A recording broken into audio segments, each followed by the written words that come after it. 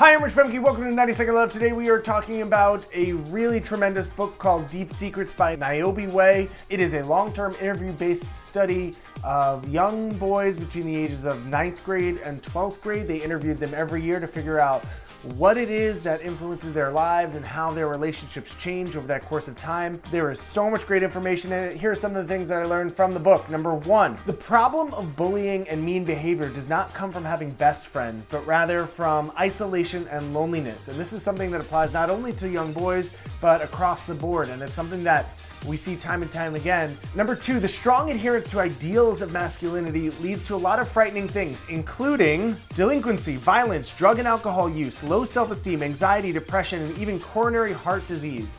What that's basically saying is that by trying to behave as we think men are supposed to behave, we're actually doing more detriment to ourselves than we would otherwise. Number three, the ages of 16 to 19 isn't only a period of huge disconnection for young boys, but it is also the period in which the suicide rate for boys rises dramatically and becomes 4 times the rate for females. That's a really scary statistic, and that is something that we can do something about. This is a tremendous book. It is very dense. There's a lot of information in there. If you have an interest in masculinity, I think this is a book that you will really, really enjoy. Check it out. Link is below. Subscribe, and I will see you on tomorrow. Woof. I think one of the most fascinating things from this book was one of the quotes that I saw that said, girls are not naturally more empathic than boys. They're just allowed to express their feelings more.